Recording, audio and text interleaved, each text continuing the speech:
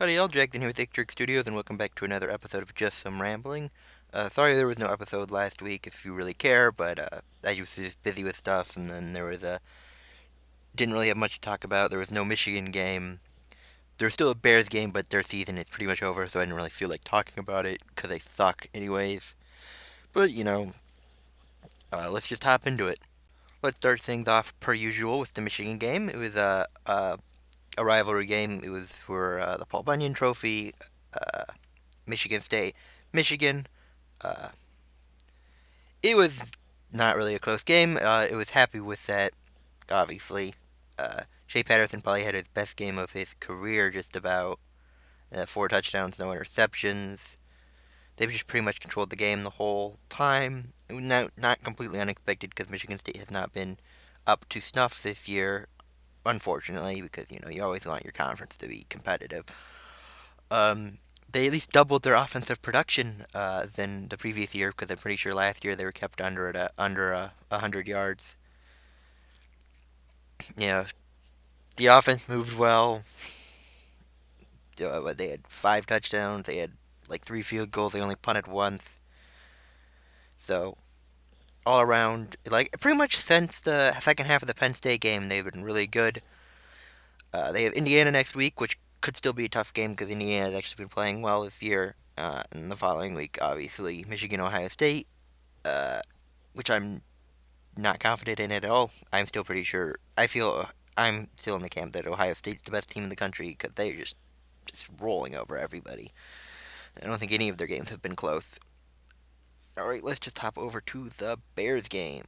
In the Bears game, obviously the Bears lost again because they're horrible. Who are also not playing it. You know, they're playing the Rams. The Rams also haven't been very good this year either.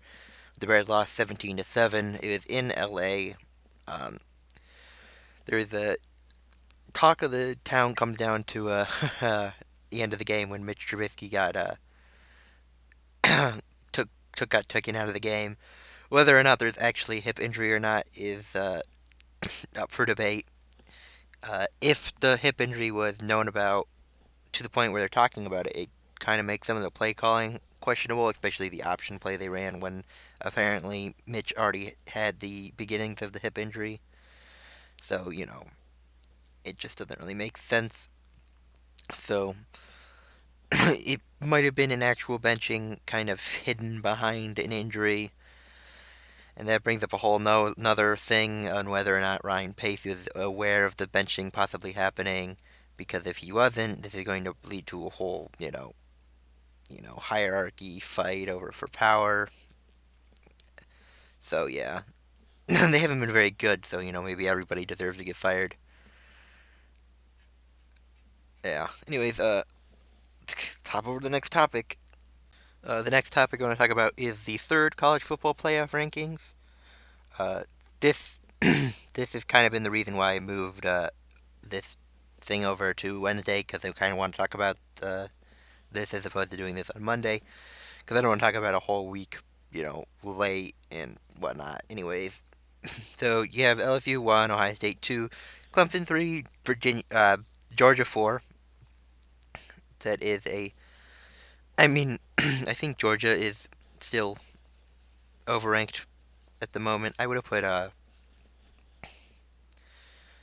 probably Oregon or Utah in the 4th spot right now, just because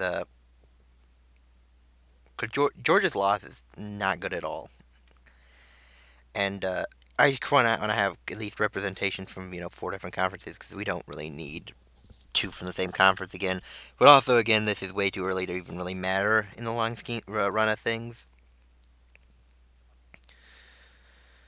Yeah, but yeah, I also kind of want to compare this to the college BCS Proxy just to you know highlight slight differences, but there's not really. The top four is the same.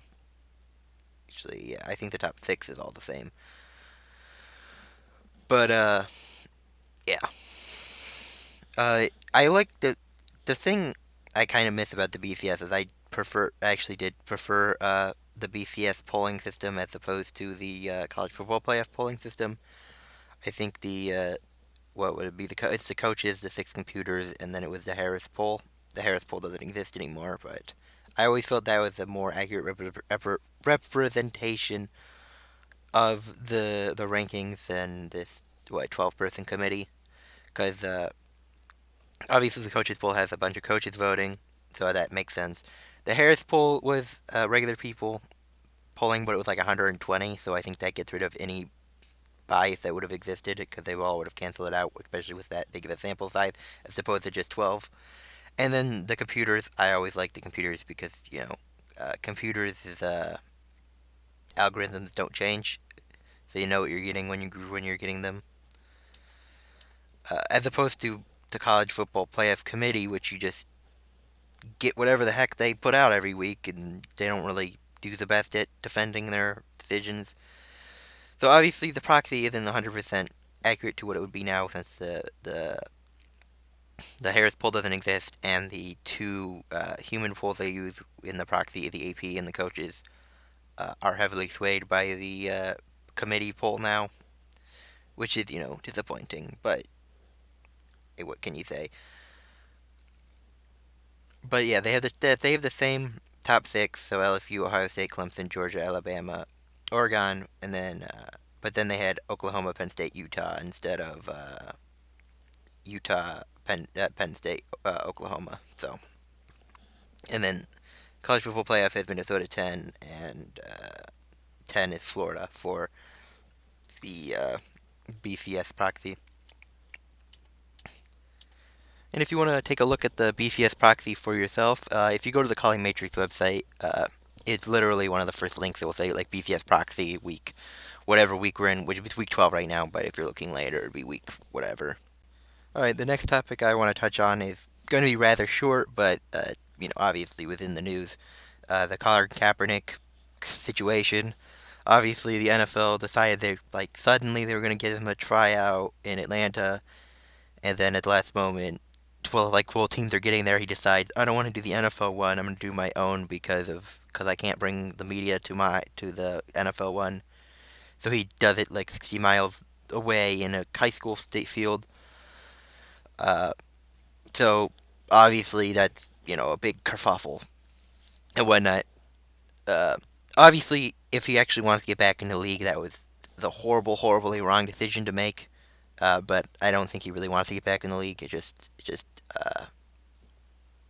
based on this, based on the fact that he wore the T-shirt he was wearing, uh, that's not really proving to be keep the media attention away because he wanted the media there. Uh, and from what I've heard about scout reports from articles and stuff in the quarterback school, JT O'Sullivan, that Colin Kaepernick, he still has a big arm, but that's obviously something you're not going to lose. But that everything else was essentially average, to low level. He like the very bottom starter to probably what would be a good backup.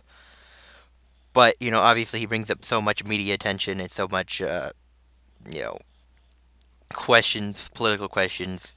Nobody's really going to go out on a limb and get him up, pick him up. Now, obviously, his stats in his final 2 years starting were not great. In the advanced metrics, in the normal metrics, it looks pretty good, but in the advanced metrics, it's not particularly good. Um, I want to go out, come out. I'm not the biggest fan of him. Not really because of the political thing, though I'm not also not on that side. But I don't like him because he cold shouldered my Alouettes. Because when he was not, nobody in the NFL was going to pick him up. Montreal reached out to his agent. His agent just never responded. So as far as I'm concerned, he can just sit on the couch at home for the rest of his life because screw him. I don't care. I mean, Johnny Manziel even went to Canada. When Johnny Manziel seems more committed to getting back to the NFL than you, that's not very a good sign. All right, and the last thing I want to touch on is more of a purely YouTube thing. So obviously, it's probably unrelated to or won't affect any of you. who are listening probably. But it's this COPPA thing, Children's Online Privacy Protection Act, where now YouTube is, because they just got fined like lots and lots of money, $170 million by the FTC for data collection of minors. Uh, but so YouTube is making all their creators mark their content whether or not it's made for kids or not made for kids. But yeah. So people are freaking out. My reading of the rule is not doomsday esque. Because the rule has existed, or this law has been in place since 2000. And it's all about data collection. And by making a video, you're not the one collecting data. So I think if anything happens, YouTube is still the one at fault. They might kick you off the platform or something, for falsely, you know, if you keep on, falsely labeling your stuff. If you're, clearly marketed towards kids. But I don't think you are the creator liable for the fines because they're not the ones who are collecting the data. At least my understanding of it, because it's all about data collection, which is a thing. Or they just need to make the make a whenever you're on an unsigned in account, have the I agree to have, or my I have parental permission to allow my data to be collected or whatever, because apparently that's a thing that can happen too. Anyway, thank you for watching or listening. Subscribe to the channel if you like football stuff mostly. Hit like if you enjoyed listening to me ramble some. Thank you for listening again. Bye.